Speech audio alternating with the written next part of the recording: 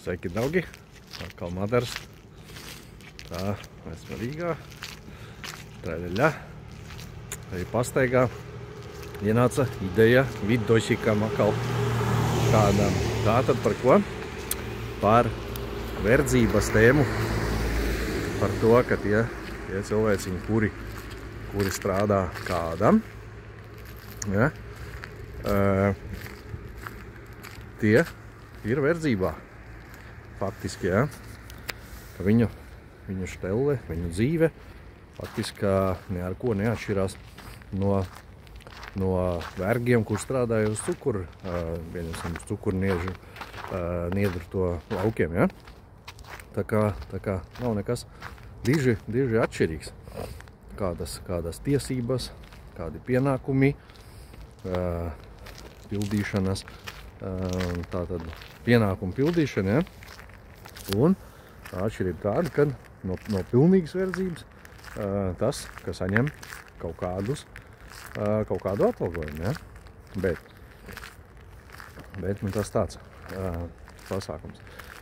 Kā to forši var saprast, tagad Rīgā dzīvojot to, aizdomājos par tādu šteli, pieņemsim par sastrēgumiem, par Rīgas sastrēgumiem, un otrs ir, pieņemsim, svētdienas vakars, braucot, nu, kā īstenībā katru vakaru, ja? Un svētdienas vakarā izteikti, tātad ļaužu masas, kas gāžās atpakaļ iekšā Rīgā, kuri bijuši izbraukuši, ja?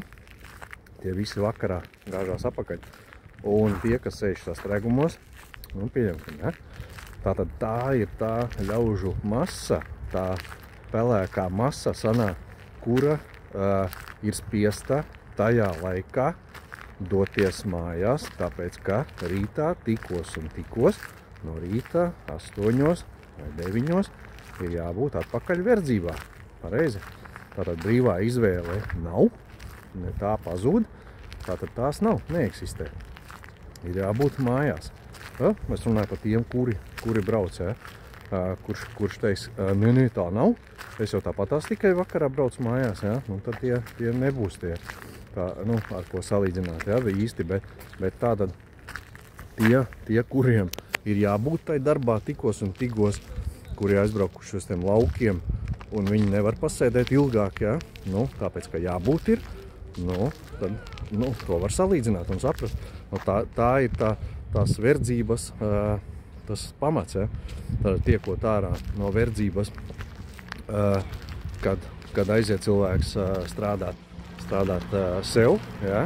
Tātad viņš ir sava laika noteicējs, ceļos, kad gribu, nesēžu sastrēgumos, ja? Vai tas ir sastrēgums, vai tas ir svētdienas vakarā tiekties atpakaļ uz Rīgu, ja? Uz lielpilsētu, un tādā veidā tas tāds, nu, salīdzināšanai pasākums, kad ir, mēs esam spiesti darīt to, un arī vēl, nu, tie, kuri vēl, nu, šitas salīdzinājums tā kā nav, tad nākamais, kurš tad var pateikt savam priekšniekam, nē, es tagad tekošu, ja? Ne jau vienreiz, bet tekošu, kur es tad un tad būšu darbā, nu, ja, tātad darīšu tā un šitā, nav. Tātad vergam, verdzībā, nu, nav atļauts darīt to, ko viņš grib. Viņam jādara tas, ko viņam liek, ja?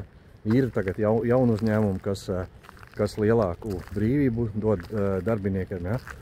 Bet tur arī, nu, maksā nopietnas algas, tur cilvēki var dzīvot, nu, izvēle paši savus darba laikus koriģēt, nu, tas ir bišķiņ savādāk, bet vienalga tā ir verdzība. Tātad tas cilvēks viņš ir atkarīgs no darba devēja. Ja kādu apstākļu pēc viņu atlaiž un atlaiž no verdzības. Nu, tātad, jebkurā gadījumā sanāk tā, ka tā viņš ir. Un tie, kas strādā pa mazām aldziņām, ja, kā sanāk, nu, tad vispār ir, kam tad mums sanāk, ko mēs varam par to mazo aldziņu nopirkt. Mēs varam reāli tikai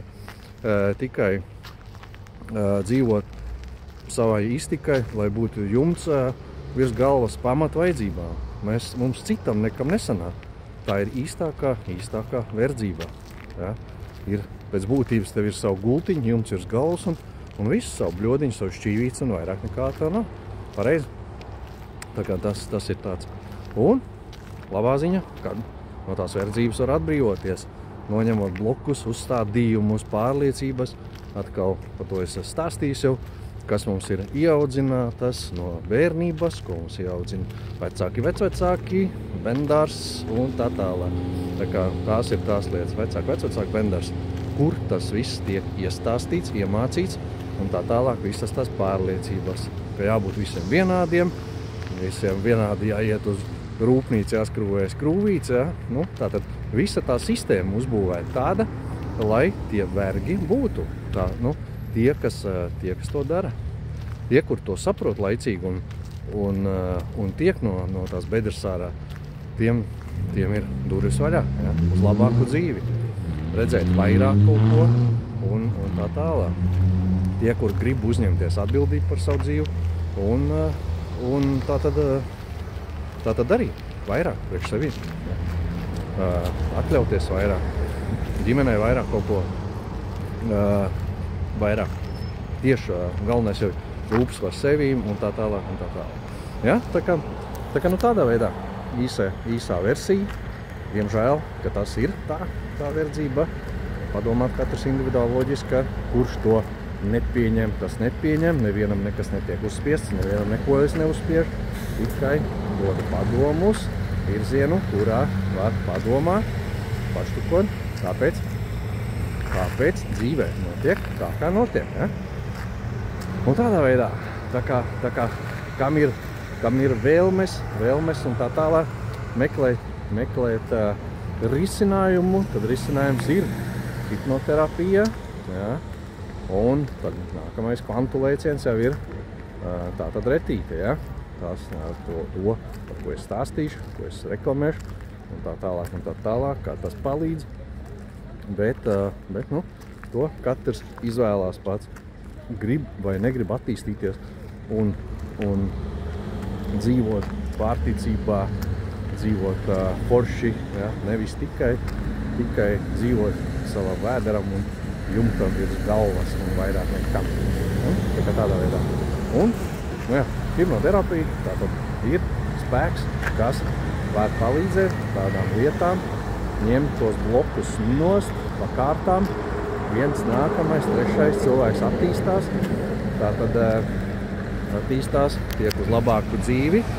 Un, nu, pamatā jau, kas notiekās, alkohols vairs nevajag kaut kādas atkarīgas vielas lietot un tā tālāk. Ja? Tā kā tur ir tas labums, tā šķēle. Nu, tie, kuri nevar iztikt bez alkohola, padomājiet, vai alkohols dara labu vai sliktu. Pats es ēle izgājis cauri, dzēris daudz, un tagad fuj, protams, kad nafig vairs tas nav vajadzīgs. Un pat negribās neskatīties uz to pusi. Tā kā tādā veidā, draugi, tas ir tiem, kuri meklē risinājumus, kā tikt galā ar tādām lietām, ja, kā atkarībām un tā tālāk. Galvenais, ka jūs zināt, ka ir tāds spēks kā hipnoterapija, kas var palīdzēt. Un tie, kuri gribēs, loģiski, tie meklēs, atradīs, un tiem ir cerība uz labāku dzīvi, un tā tālāk. Tā kā, draugi, kaut kā tā, mazais videočiks no Madarā atkal.